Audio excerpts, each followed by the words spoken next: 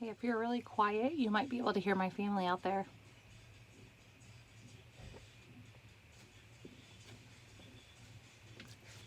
Okay, sorry.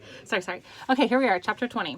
Luke feared he'd have to wait months between visits to Jen once the snow started, but the weather proved kind that winter. Most days were dry and clear.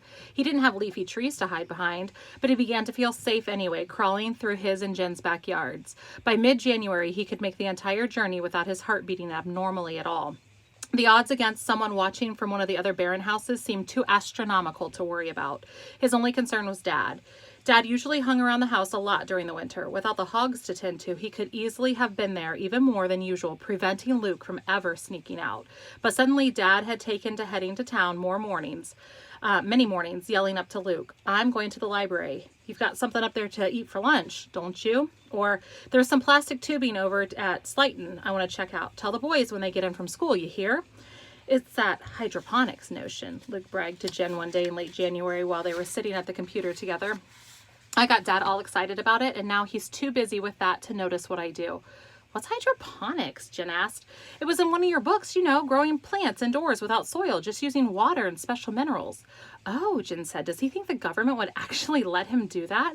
"Well, I guess so," Luke said. "Why wouldn't they?" Jen shrugged. "Why does the government do anything?" Luke didn't have an answer to that. Jen turned back to the computer chat room where everyone was debating fake IDs. "Carlos, Mom says they won't buy me one until I'm 18 because she thinks the government wouldn't challenge an adult as much. And maybe they'll be cheaper then. Pat, maybe Sean and I will get ours by the time we're 90. Dad and Mom have been saving for them as long as we can remember. Yolanda, my dad says he's waiting to find one that's foolproof. He says there are too many bad ones out there." Jen began typing furiously. "Who needs a fake ID? Carlos, they'd probably get one for you that says John Smith, and you'd have to spend the rest of your life trying to pass for an Anglo. My parents have been begging to get me a fake ID for years, but I won't until I have one that says Jen Talbot, one that is really mine. Have you all forgotten about the rally? We're all going to get real IDs that say who we really are. We aren't fakes. We shouldn't have to hide." She jabbed the enter button so hard the computer shook. "But Jen," Luke said timidly, "I thought you used a fake ID to go shopping with your mom. It said you were her niece." Jen turned her fierce gaze to Luke. "No, that's just a shopping pass," she said. "I don't like using that either, but I figured I can't fight my parents about everything. What they're talking about," she pointed at the computer screen, "is taking on a fake identity permanently. Most shadow kids do that eventually.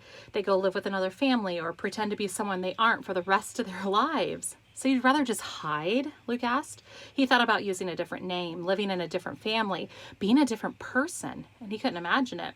"No, of course I wouldn't rather hide," Jen said irritably, "but getting one of those IDs, that's just a different way of hiding.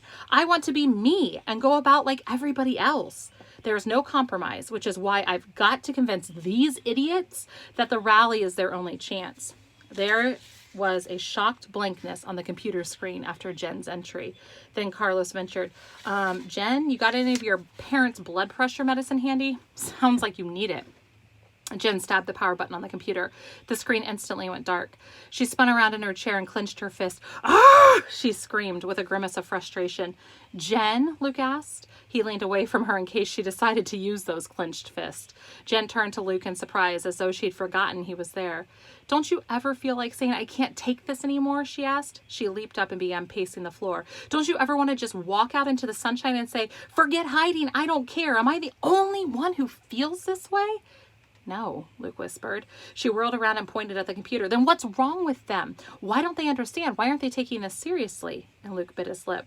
"I think," he said, "people just have different ways of expressing what they feel. Those kids make jokes and complain, and you run around screaming your head off and tackling people."